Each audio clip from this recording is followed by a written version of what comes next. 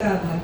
अत्यंत सम्मानित मंच, सचमुच शी हीरोज आप लोग समक्ष बैठे हैं। मैं आप लोगों से पहली बार मिली, लेकिन मृदुला मैम से मैं बार बार मिली हूँ। रामकृष्ण मिशन आश्रम में आपके साथ मंच साझा किया, साहित्य सम्मेलनों में, विविध मंचों पर आपसे मुलाकात हुई और सच्चे हृदय से आपके प्रति बड़ी श्रद्धा है।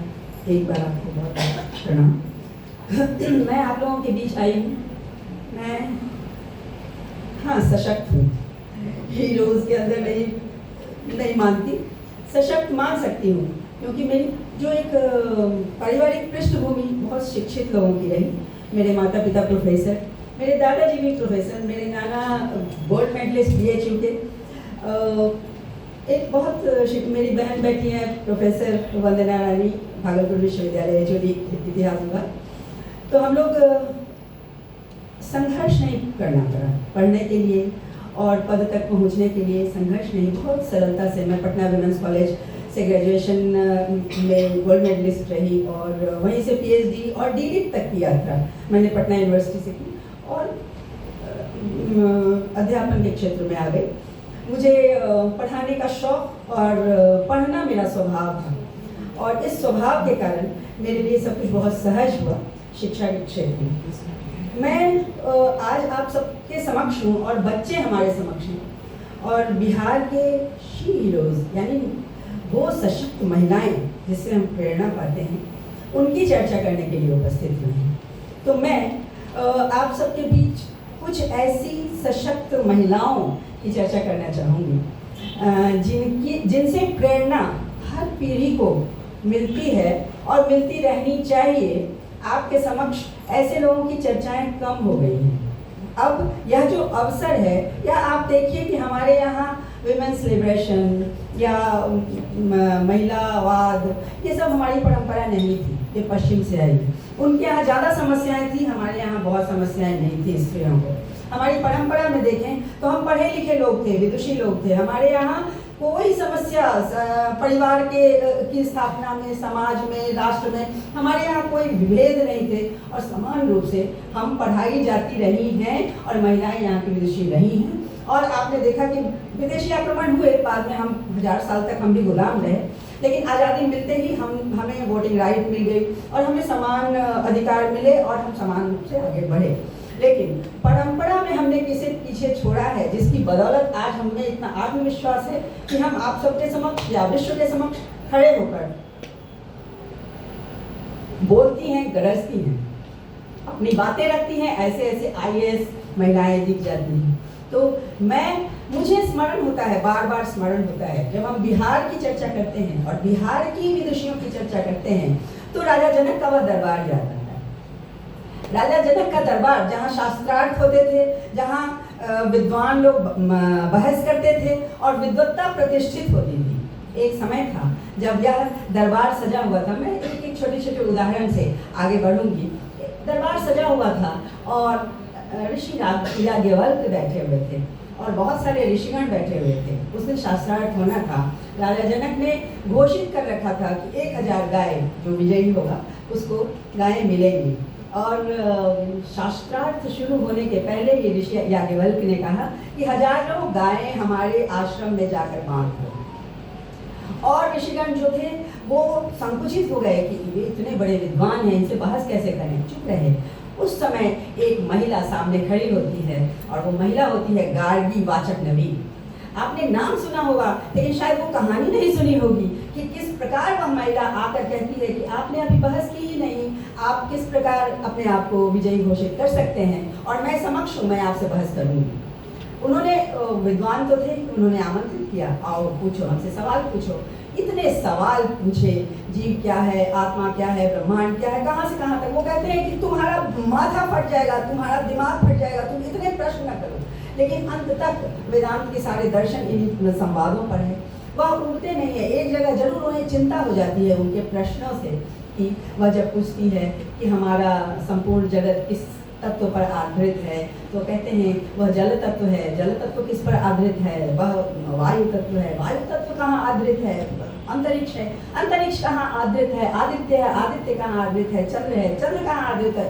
वह परेशान हो जाते हैं, सोचते हैं प्रश्न के आलोक में जितने ग्रहण करती जा रही है, इसका छोटा सा मस्तिष्क क्या इसको ग्रहण कर पाएगा?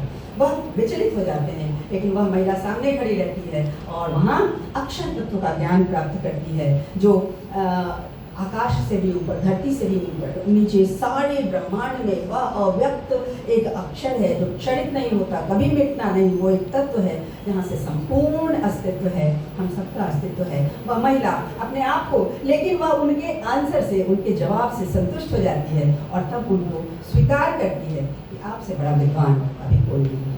याज्ञवल्क्य की 2 पत्नियां हैं, मैत्रेयी। आजकल फिल्म में गाने लिखे जाते हैं, पैसा पैसा करती है तो पैसे पर क्यों मरती है। महिलाओं की ऐसी शीशा लेकर कर दी लोगों ने, लेकिन वहाँ से हम प्रेरणा पा सकते हैं। याज्ञवल्क्य के पास बहुत धन है, क्योंकि शास्त्रार्थ करते हैं और उनके राजा जनक के दरबार में ही है तो धन है। तो वह एक बार कहते हैं कि हम जंगल में जाएंगे, हम यहाँ से संन्यास, हम अब नहीं रहना चाहते इधर, हम जंगल में जाएंगे तो मेरे जो धन है वह दोनों पत्नियां, 2 पत्नी हैं उनकी, मैत्रेयी और कात्यायनी, आप लोग आपस में ले लो। और मैत्रेयी की जो बात होती है अपने पति से, वह एक खूबसूरत संवाद है। इतनी ऋषिकाओं ने इतने सारे श्लोक रचे हैं हमारे वेदों में, जिससे हम प्रेरणा पा सकते हैं। और ये बिहार के अंश में आता है, इसलिए मैंने आपकी चर्चा आपके समक्ष चर्चा की। आप स्मरण कीजिए, हमारे यहाँ एक विदुषी हुई है भारती, बिहार के मिथिला प्रांत में एक विदुषी हुई है भारती। शंकराचार्य जीतते हुए चले आ रहे हैं, शास्त्रार्थ हो रहे हैं, संपूर्ण देश में घूम रहे हैं, जीतते हुए चले आ रहे हैं। यहाँ बिहार में आते हैं, मंडन मिश्र से उनकी चर्चा होती है, शास्त्रार्थ होती है। तो कहते हैं कि यहाँ जज किसको बनाया जाए, तो जज बनाई जाती है भारती। वो कहते हैं, स्वयं शंकराचार्य कहते हैं कि वह तटस्थ हो सकती है, क्योंकि वो पढ़ी लिखी विदुषी है, हमें उस पर आस्था है, आप उसको जज बनाइए। वह जज नियुक्त होती है और जब दोनों के संवाद होने शुरू हो जाते हैं तो वह जब निर्णय देती है तो वह कहती है शंकराचार्य विजयी हुए।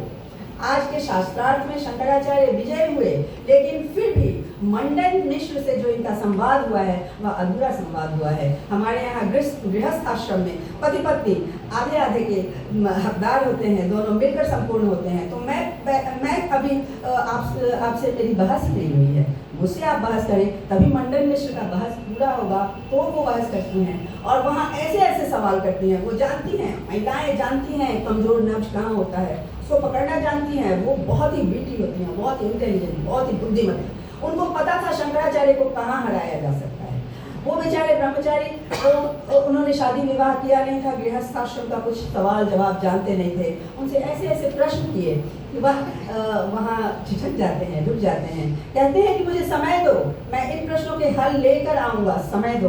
उसके बाद की कहानी आप लोग जानते हैं कि वो जाते हैं और किस प्रकार एक राजा के शरीर में प्रवेश करके वो ज्ञान प्राप्त करते हैं, वापस आते हैं। लेकिन वहाँ भारती विजयी हो जाती है। मैं बिहार की स्त्रियों की चर्चा करती हुई हमेशा ही उधर वैशाली की तरफ जाती हूँ। वैशाली में एक स्त्री है अम्बपाली। अम्बपाली अपने अशोक का साम्राज्य है। अम्बपाली एक साधारण सी बच्ची है, बहुत नृत्य करती है, संगीत में डूबी रहती है, घूमती फिरती है। एक मेला लगा हुआ है, मेला में अम्बपाली आती है अपने मित्र अरुण के साथ। वह मेला में घूमती हुई उधर आती है तो संगीत चल रहे हैं, वो मस्त हो जाती है, वहाँ नृत्य करना शुरू करती है। नृत्य ऐसे नृत्य करती करती करती सारे लोग बंध जाते हैं, चारों ओर से घिर जाती है। वाह वाह वाह हो जाता है और उसी समय निर्णय हो जाता है कि यह राजनर्तकी नियुक्त होती है। वहाँ से राजा के कुछ लोग होते हैं जो उनको देखते हैं, राजनर्तकी नियुक्त हो जाती है और किस प्रकार वो सीमाओं में बंध जाती है। उसके जीवन में दर्द, तकलीफें, पीड़ाएं कैसे सम्मिलित हो जाती है। वो एक खूबसूरत स्त्री, लेकिन उस स्त्री को यह वरदान था कि वो बुद्ध के समक्ष जाएगी और बुद्ध की प्रथम शिष्या होगी।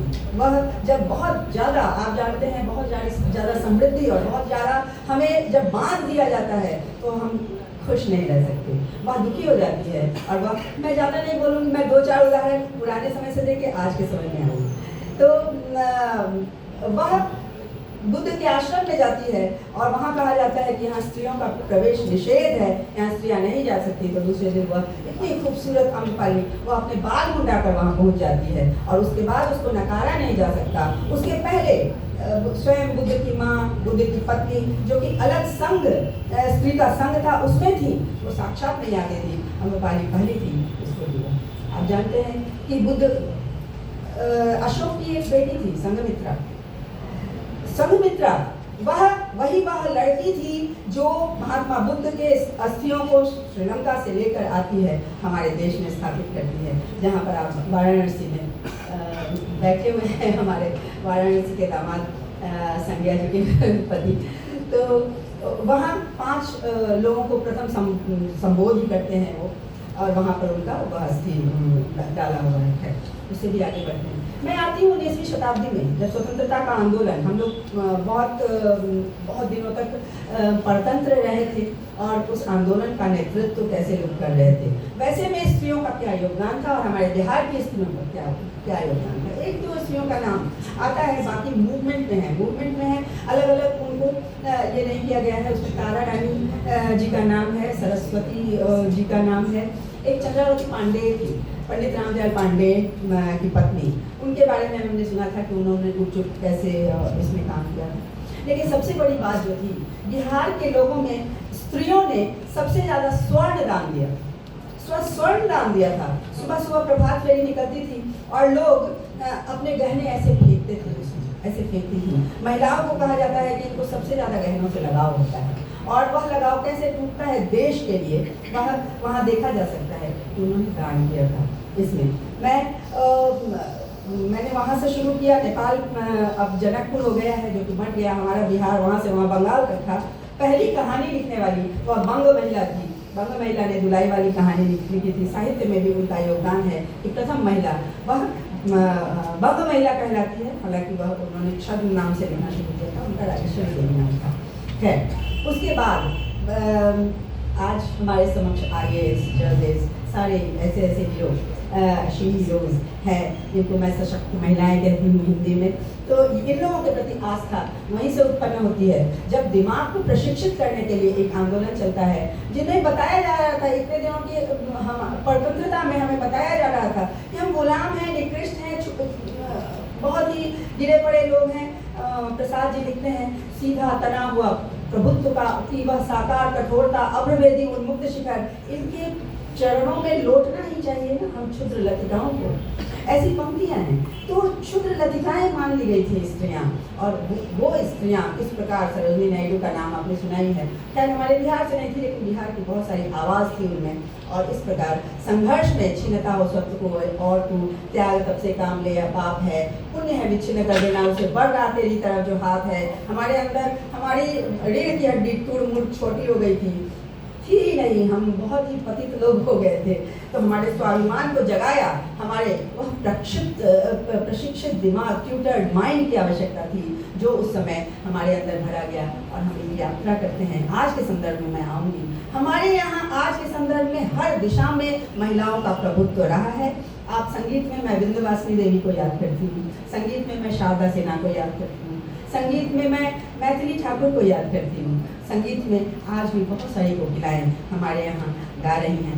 रीता दास है, JD विमेंस कॉलेज में संगीत विभाग की अध्यक्षा है, वह एकमात्र सरोद वादिका है रीता दास, जो सरोद बजाती है। तो ऐसे संगीत में बहुत सारी महिलाएं आगे हैं। हमारे शिक्षण में, टीचर्स में, बहुत सारी स्कूल की टीचर्स, मैं 1-2 को घरेलू महिलाओं को इंगित करूँगी। पद्मश्री बउआ देवी कितने काम किया उन्होंने, मधुबनी पेंटिंग को आगे बढ़ाया।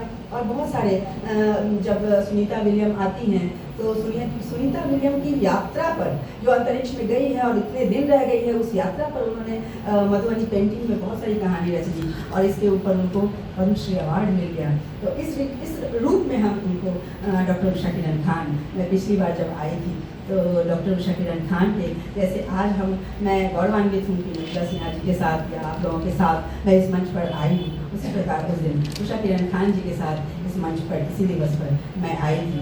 और पद्मश्री उषा किरण खान बहुत पढ़ी लिखी, प्रोफेसर उषा रानी सिंह, मेरी माँ, वर्ल्ड हु इज़ हू में उनका नाम है, एशिया पैसिफिक हु इज़ हू में भी उनका नाम है, सबसे ज़्यादा पढ़ी लिखी महिलाओं में और सबसे कम उम्र मैट्रिक पास में। तो ऐसी महिलाओं की एक श्रृंखला है जो हमारे समक्ष है। मैंने शायद बहुत ज़्यादा समय ले लिया, तो मैं अंत करूंगी अब के समय में। आज के बच्चों से बहुत उम्मीदें हैं।